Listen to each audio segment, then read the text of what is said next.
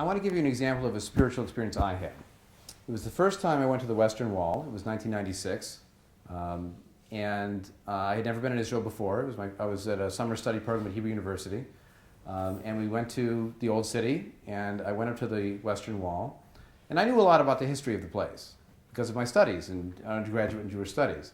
I knew that that wall actually does not date back to Ezra and the rebuilding of the temple. It dates to the time of King Herod because he expanded the temple tremendously, and that was from Herod's wall. It was not from before.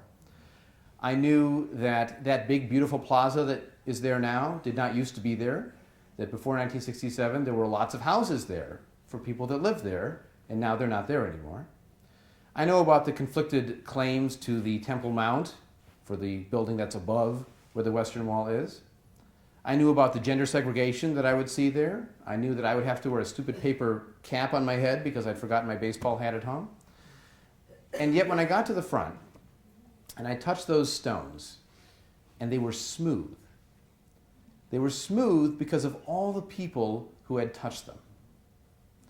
And I knew that generations of my people, my family, my ancestors, had wanted to come to this place, had tried to come to this place.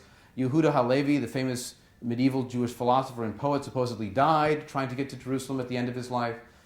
And they had touched these stones again and again and again and worn them smooth. And for me, it was electric. And it was not supernatural. But it was feeling part of something larger than myself, and that was my people, my history, my heritage. And that was tremendously meaningful. It was a spiritual, uplifting experience for me. So the question in our movement is, when you say spiritual, do you mean talking to the spirits, or do you mean uplifting the human spirit?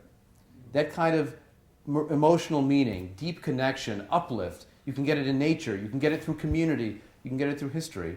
And that's why I say that reading this book, reading books of Jewish identity, history, experience, culture, those can be that kind of emotional, powerful connection that we're seeking, those peak experiences that help us feel like life is worth living, and that being Jewish is an important part of who we are.